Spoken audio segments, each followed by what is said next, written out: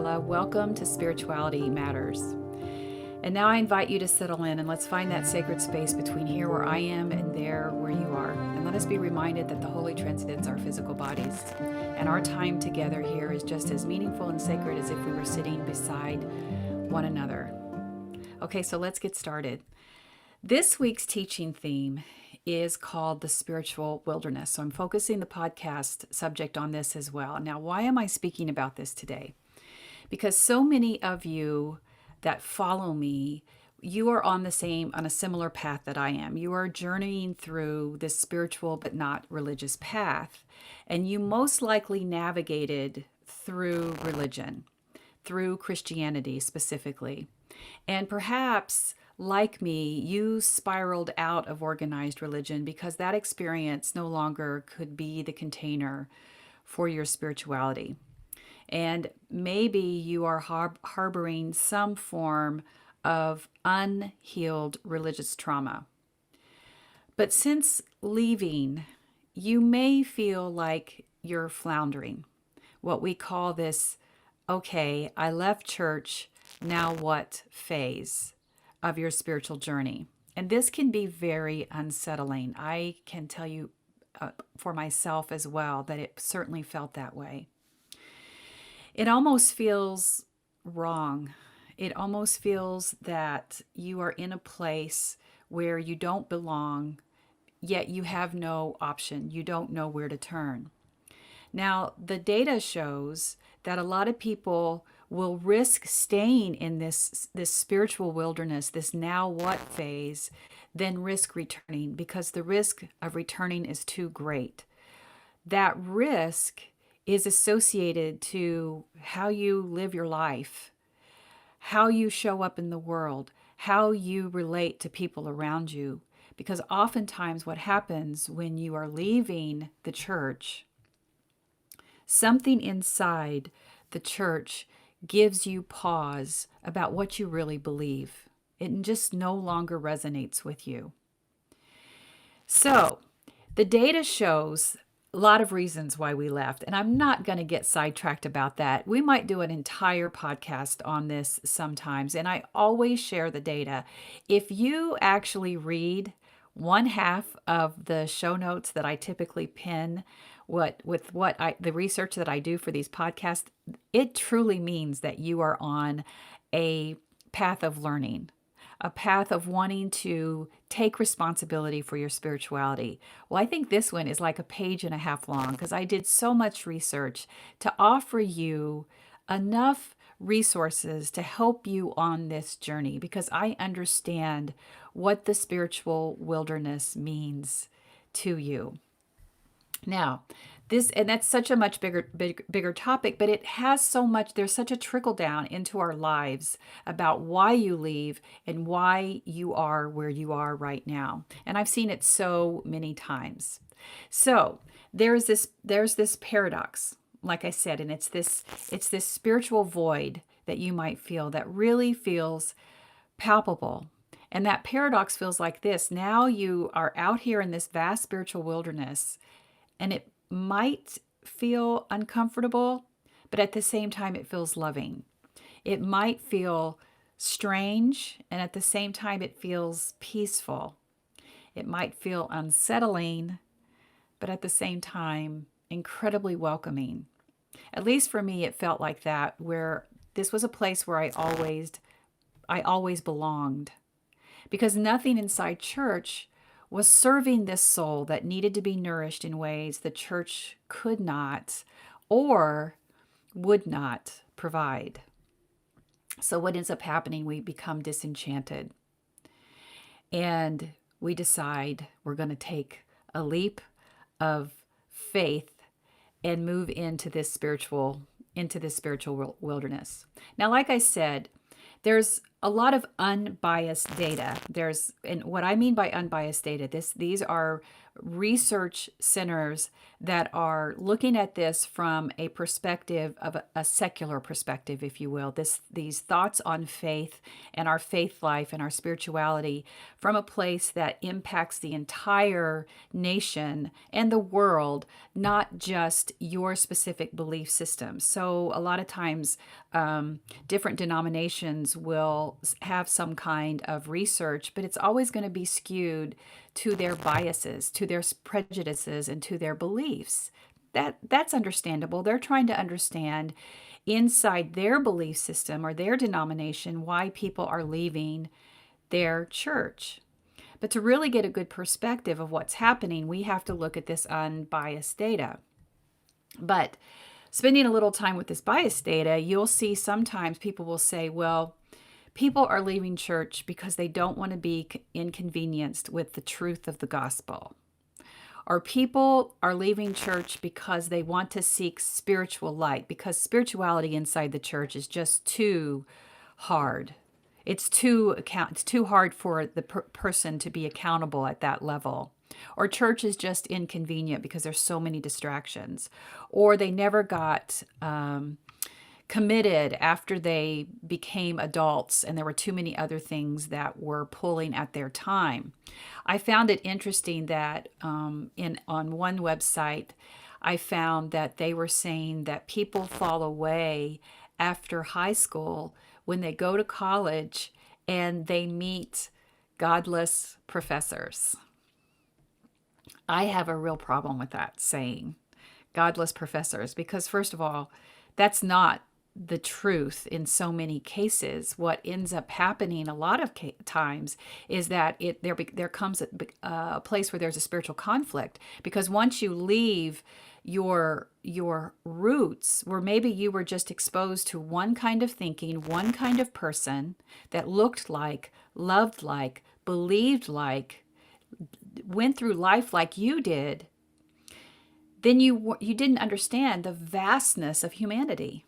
So when you get onto maybe a college campus, or you go into another job, or you learn different experiences, you realize that the very people that you have been taught to condemn to hell are actually really good people.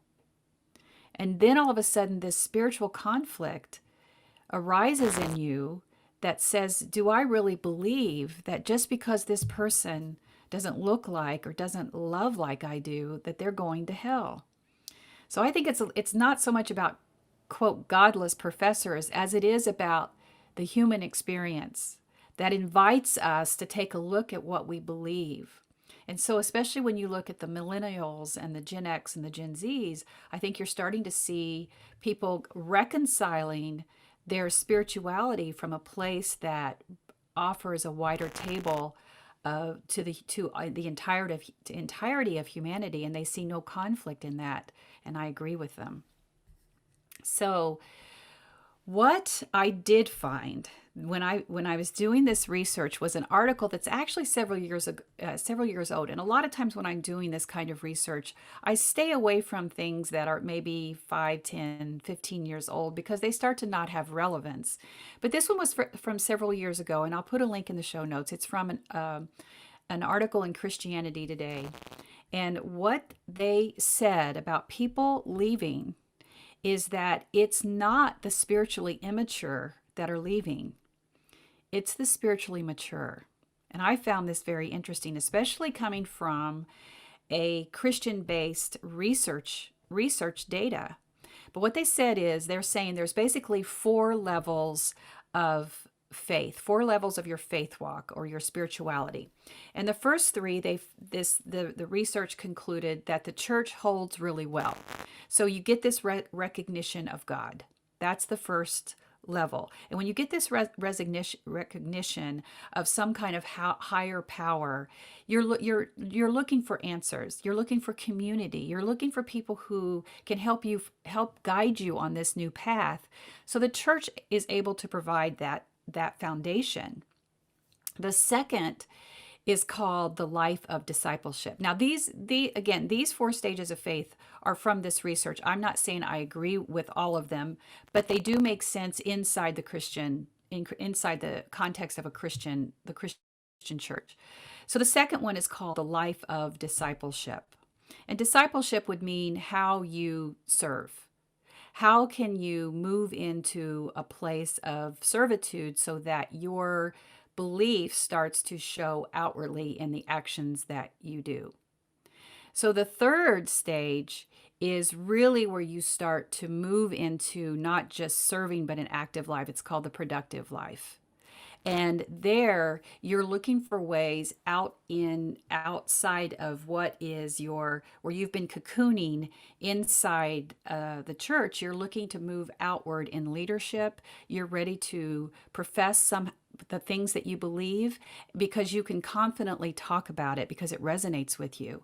But what this research said is there's a fourth stage, and it's called the journey inward. And I quote, it says, these authors suggest that at some point, our faith shifts focus from the externals of discipleship and service and begins to become internalized. And we begin to redefine, we begin to redefine our impressions of the faith and to some degree, even our theology as we mature. I have to say, there's a saying in Christianity that says your spirit leaps. When you hear something that really resonates with your soul, my spirit leapt when I read this. It's like the first time I heard somebody recognizing the fact that there is a spiritual maturity that can happen that maybe the church proper is ignoring. Now I go on and say more about the article. It says the fourth stage is where this author's experience reveals the church's weakness. Now, speaking in generalities, it says the churches do not specialize in people who have been following Christ for years and who are deeply questioning and re-examining their beliefs. I'm raising my hand right now, and I can think of hundreds of people who have reached out to me, hundreds of people who understand that at this point in their faith walk, in their spiritual journey, that questioning and that re-examining, that place where you want to go deeper, was actually discouraged.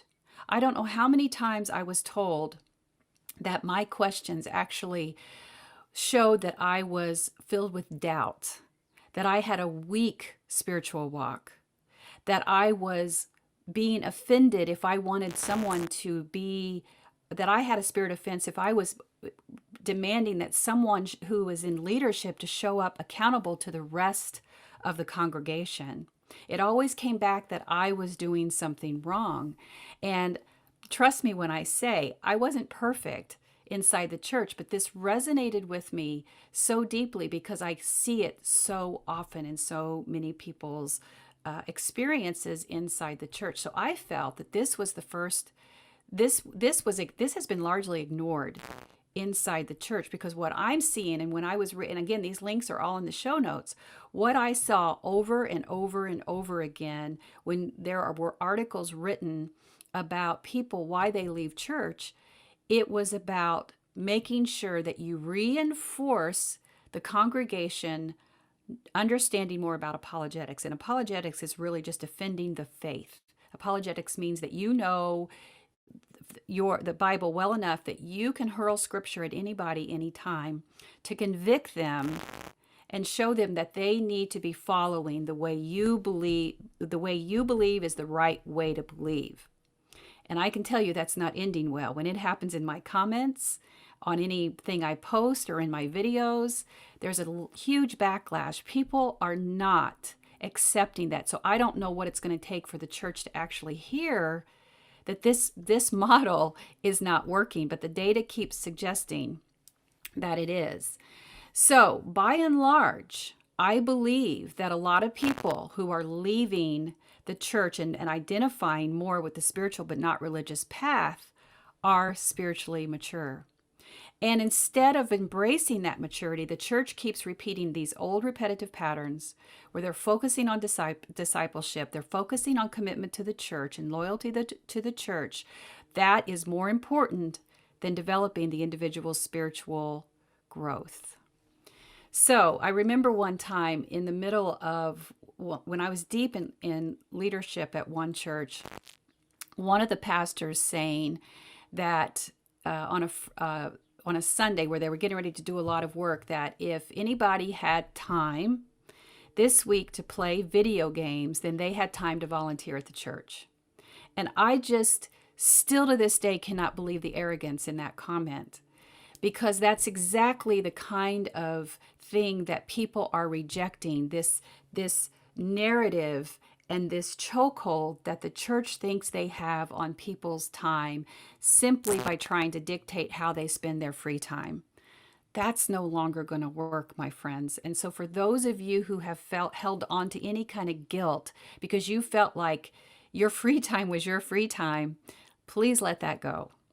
Please know that your reasoning for leaving church probably had an inkling of something that I said, because the data supports that.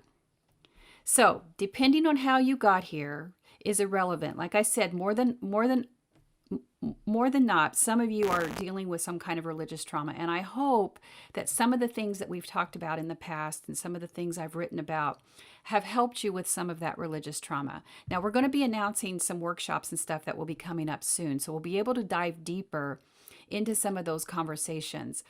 But I also want to talk to you about deconstructing some of your beliefs. And that's why this time in the spiritual wilderness can be so important. Because if you were like I am, I was immersed in my faith walk for so long. I was raised Southern Baptist. I navigated through several non-denominational Christian churches. I've been to several progressive churches and even into a Pentecostal church. So I had all of these layers of beliefs that even though I rejected church, I still was filtering my life through these beliefs. So this spiritual wilderness is a powerful time to start to do that. And that requires you being on your own. Because so many of us are used to having someone at the pulpit tell us what to believe, tell us where to be, tell us how to walk, tell us what to talk about. In the spiritual wilderness, it's just you and the divine. And that's the way it was always supposed to be. And that's not saying that we can't be in some kind of community. I'm not knocking that at all. But what it is about is making sure that we are hearing what is for our lives and what no longer serves our highest good. So here we are in this. It can be a very fragile time. I always talk about this gap from the time that people leave church and to where they are now. I consider it this spiritual void. And you're on this swinging bridge and it can get pretty turbulent. And a lot of people just like, I don't want to be on it. And they just give up. They give up any hope of reconciling any kind of spiritual walk. And it's easier just to give it up than to try to figure it out on their own because they don't know where to turn. So that has always been what I feel was my calling as people are leaving church. I'm not trying to talk anybody out of leaving, but once you've made the decision, then what do we need to do to help you on your journey? So I'm not trying to talk you back to going back in either. So if you do decide, blessings on your journey, I just want to help you with that. So here we are in this fragile time, in this spiritual void. And the first thing we want to work on is this deconstruction so that we can see what part of your life you're still filtering through your belief system. Well, what does that look like? Oftentimes when people comment on one of my videos and they say, thank you for what you're doing. I have religious trauma. I feel like God is angry with me. I feel like He is angry with me. Okay, so did you catch that God is being referred to as in the male, in the patriarchal? So oftentimes, many of us who have journeyed through this spiritual wilderness, we release God to a genderless identity. We see that even inside the Bible, God was shown in matriarchal form and in many different forms, but we have focused over the years on the patriarchal system because religion has been born out of patriarchal systems. So having religion live strongly inside patriarchal served those systems really well. So the goddess, the beauty of the genderless, descriptionless God is something that is you lose control over the power of it if you can't define it, which is what or who God is. This is a universal, undefinable love, energy, whatever word you need to give it. But if someone's talking to me and they start with saying he, then that gives me context on framing my response, because I'm not going to jar somebody so much to say, well, you know, God's not a he, right? I'm not going to push somebody. That can be jarring. I know there's been several times in my deconstruction that I've had those moments of being jarred, where I didn't recognize that I was still filtering something through my former belief system. But it helps give context. So what kind of books am I going to recommend for this person to start to read as they begin this work to deconstruct? So my point of saying that is that, where are you on your walk? Are you still filtering, worried about this angry, vindictive God because you have navigated through a fear-based theology? But yet something out there is calling you, because you do believe in this all-encompassing, universal, divine love, where you lose the patriarchy and you move towards this genderless existence. How do you get here to there? So you feel it, but you don't know how to do it. So where are you in your walk? And what is it that is no longer serving your highest good? Now, some people will say, well, she says highest good, meaning that she's just wanting this to be convenient for people. I'm not at all. Some of the hardest work I've ever done has been inside this spiritual wilderness.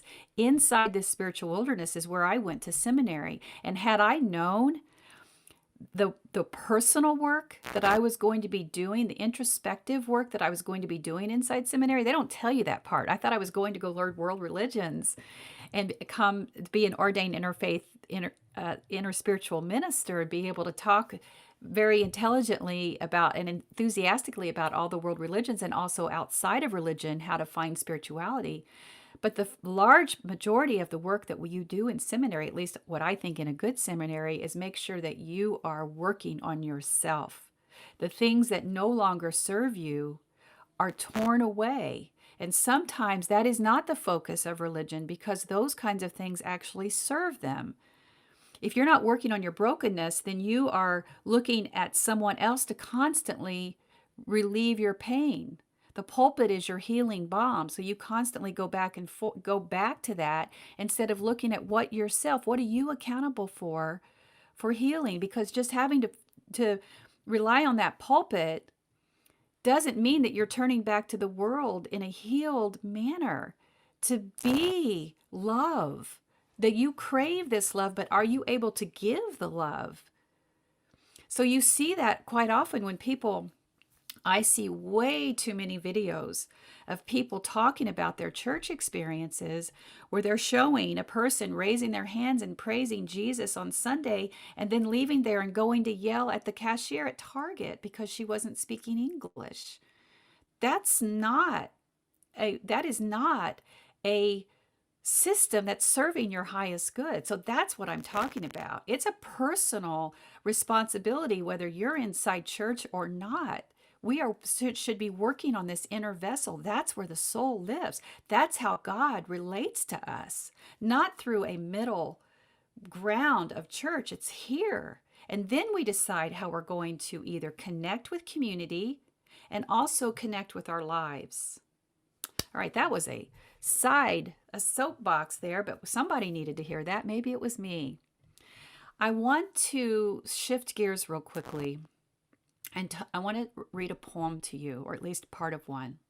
And I know some of you are going to recognize the author, but I'm going to read it. Here it goes. Out beyond ideas of wrongdoing and right doing, there is a field. I'll meet you there. When the soul lies down in that grass, the world is too full to talk about. Ideas, language, even the phrase each other, they don't make any sense. Do you know who that is? That's Rumi, RUMI. So if you don't know who that is, that's okay, beloved. You're in the spiritual wilderness. These are things that you'll be able to bring with you. But look up Rumi. He was a mystical ascetic Islam.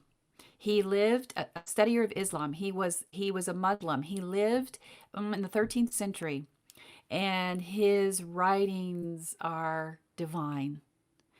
And there are so many of them, but he was being a mystic often means that you're part of an aesthetic branch of a religion. And so aesthetic just means that you abstain from all worldly pleasures, and you also abstain from like the corporate religion oftentimes. And all religions have some form of an aesthetic life. So in Islam, the Sufis, the branch is called Sufism, and that's what Rumi was. Sufism, Sufism.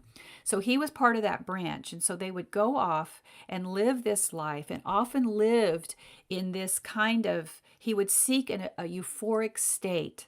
And that is where these poems, these writings came from. But you can enter in to, I don't want to just make it about religion, because you can enter into these euphoric states of existence without religion. Religion is not a requirement. Again, religion was about community, being a container. There is not a requirement. Religion does not own God. Religion does not own the divine experience. This can happen with you in the wilderness, and it can happen with you in your life, setting a spiritual practice and setting yourself on a spiritual journey that's feeding your soul. You can find it. So, as Rumi said, in this field of wrongdoing and right doing, Rumi said, I'll meet you there. Do you get that? What Rumi was saying is that field is above what we see in the physical, how we view life in the physical, the right, the wrong, the black, the white, the up, the down, all of those things that we put value and that become biases and that become prejudices and that become phobias about how we judge other people. This field of wrongdoing and right doing, Rumi was inviting us there because language, this existence transcends our understanding, transcends our awareness, because it's where God is. It's where the holy is, the sacred is. And it's not just any field, it's the divine, holy, sacred field. And people find it in different ways. For so many people, time in nature, time in their gardens, time on nature walks, time meditating by the ocean, by water, the sun, the air, nature, this pulse that we have, knowing that what is in us have elements of this universal connection. Reverend John Lionberger, writing in Renewal in the Wilderness, so he's talking about his spiritual wilderness experience. He writes, sometimes there are those wonderful explosive moments of experiencing God, but most of the time it's very, very subtle. It's just the small things that people ignore, that being out in an environment like that brings them to an awareness of. It reminds us of who we are not, and who God is. The Dalai Lama says it in a different way. Silence is the best answer. And Marianne Williamson says it this way. The spiritual journey is the unlearning of fear and the acceptance of love. So you're moving above explanation to just is. Where can we find that field? Where can we start to move so that we don't keep looking for rules and guidance and how-tos about our spiritual journey? How can we find that field that's beyond wrongdoing and right doing? What is that container for you? Now, I know that can feel weird because for so many of us, we hold this longing for tribalism. And tribalism just means it's where we become, we want to feel like we belong, number one. And then once we're there, depending on how we're nurtured and seen, we become either very loyal and defensive, or we can become part of a trusting network that's actually expanding our our ability to show up compassionately and lovingly. So we want to be really careful about how we show up in these tribal communities, but it can only happen once we have gone through and navigated through our own spiritual wilderness. Because if we give our spirituality to someone else and it's their responsibility, then we check off. We just check out. We're off the hook. It looks like just getting in your car on Sunday and, quote, check off doing church. Come home and you don't think about it for the rest of the week. That's what that looks like. And it doesn't mean that everybody goes to church is that way at all. I always feel like I have to qualify it, so because I'm still going to get somebody say, well, not all church.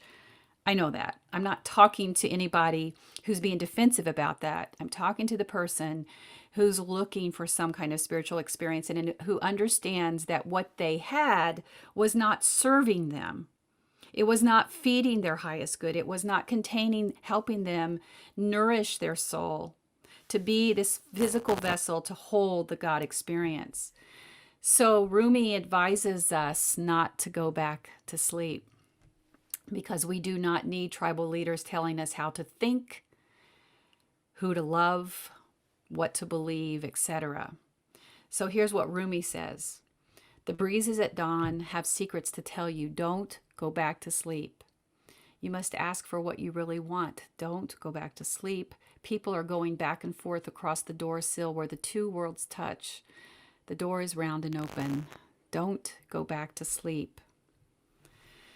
Beloved, don't give your spirituality, even if it feels off, to someone else to handle for you. This field of unknowing, this field with no answers, where the phrase each other doesn't work, it was always meant to be between you and God. For you see, in the end, it was always supposed to be between you and God. That's from a poem that's credited to Mother Teresa. We know that she didn't write it, but this experience was always meant to be between you and God. It was never between us and them. So oftentimes you can find this also described as the dark night of the soul. And I'm going to give you some recommendations in a few minutes about this, but the dark night of the soul can feel very lonely. But oftentimes this is exactly where you need to be. Now, this is a different experience that happens from a tragedy or a life crisis or some kind of illness. Yes, those are also dark nights of the soul, but the dark nights of the soul is a reconciliation of your spirituality with God. And I want you to start to feel safe here. Yes, there are many of us on this journey with you, but I would be irresponsible if I sat here and told you that I have all the answers for you, beloved. I do not. And you should be happy for that, because that is where you will find your greatest potential to find your God experience, to find your divine experience. Are you starting to see this profound opportunity when you start to deconstruct, when you start to heal, when you start to take personal accountability for your soul work? In this space where those beliefs resided, where the hurt resided, we go back to what the Dalai Lama said, silence is the best answer, because things can start to peel away so that love can arrive. So now, how do we find this space? What would I recommend for you? Well, the first thing let's start with deconstruction. So deconstruction might look like reading Rob Bell's book, What is the Bible? You can find these recommendations of these books on revkarla.com. I can also link them in the show notes. Rachel Held Evans' Searching for Sunday is a good one, and Adya Shanti's Resurrecting Jesus. If you're looking for healing from religious trauma, first of all, it's really important to figure out how it's impacting your life. If you know, you can look at your life and you know immediately that it is inhibiting you on how you're addressing life, then you need to look for mental therapy, a licensed therapist who can help you, not just not just someone who went to Bible college and is pretending to be a counselor. We're talking about a licensed therapist who can help you. Now, are there spiritual practitioners and spiritual care providers and spiritual counselors? Absolutely. But start with a licensed therapist so that if you know that this is impacting you in some way, get that diagnosis, get whatever treatment. Mental therapy is sacred therapy. So many of us that are deconstructing from that belief, who felt like we had some kind of spiritual weakness if we needed mental health, that's nonsense. That's fear-based theology that is part of your deconstruction. But spiritual counselor, if you need help with that, please email us at info@revkarla.com. We have some people who can help you with that. So figure out how that trauma is impacting you. I would also invite you to look at, as you look through this spiritual wilderness, once you've done those other things, the deconstruction, how religious trauma is impacting you, then it's time to start looking at your spiritual wilderness. I would recommend Mirabai Star, Mirabai Star. We'll put a link in the show notes, Dark Night of the Soul. Also study the Christian mystics. If you Google that, you can also get a book, I believe it's by Matthew Fox, called The Christian Mystics. But there is just little snippets of their writings. Once you go a little deeper, just Google Christian mystics. We'll do a podcast on the Christian mystics so we can learn more about them. But you certainly want to read Thomas Merton as the one who's coming to mind for me right now. Mystics outside of your religious tradition. So most of you are coming from Christianity, even though now we're starting to hear from people who are suffering from religious trauma from other religious traditions. And we hear you and we see you. So just know that we also understand that religious trauma exists in other religions as well. Look at Gandhi, look at his autobiography, read about Gandhi, read about the Dalai Lama, read about the Buddha, read about Martin Luther. And yes, read about Martin Luther King Jr., but I'm talking about Martin Luther, who is considered the patriarch of Protestantism. Read about Joan of Arc, who's considered one of the big Christian mystics because of her visions and her conviction to go forth, even though it ended up costing her life. Read about world religions, but also non-religions, because we're not talking about all just this as being a religious experience. But sometimes when you read about world religions, you start to do another level of deconstruction. And when you see how people are seeking the God experience outside of your tradition. Read about pagan traditions. Read about what it looks like to honor the spring equinox. That's what's coming up soon. The summer solstice. Just read about those things so that you can connect with nature in some way. Make sure you're journaling all of this, beloved. Any experience that you're having, especially spend time with your dreams. I do believe that dreams are a sacred portal into our soul work, so please spend time with those. If you want a reference for a dream practitioner, please email us at info@revkarla.com and say that you want that reference. A book by Brene Brown called Daring Greatly, How the Courage to be Vulnerable can transform the way we live, love, parent, and lead. Whatever it is, release your rule book of God. No, beloved, this is the spiritual wilderness, the way it was always supposed to be. It's about God being revealed to you. I hope that starts to help settle something in you. And after hearing all of this, you feel a little bit more comforted that you are not the only one here. We're running along each other. We're walking towards that sacred path together, but it is your path. Don't go back to sleep. Meet me in this field where each other doesn't make sense. This wrong doing and right doing all fall away. Let's meet each other there. There's only us. We are one. And blessed be and amen. Okay, beloveds, I'm honored to be in this space with you, and I pray you receive something. I know I did, because the teacher teaches what she needs to hear. And now, beloveds, go in peace and be at peace. Go in love and may you be loved. Go and know that others are on this journey with you, and you are not alone. You are seen and deeply and unconditionally loved. For now, have a great week. I'll see you soon. Bye for now. Thanks for tuning in to another uncut episode of Spirituality Matters. To submit questions to Rev Karla, email us at spiritualitymatters@revkarla.com. Follow at Rev Karla on Facebook, Instagram, TikTok, and Pinterest for more spirituality teachings. Check out her blog posts at revkarla.com and sign up for email alerts while you're there so you don't miss a thing. Be sure to like and subscribe for more videos. Bye for now.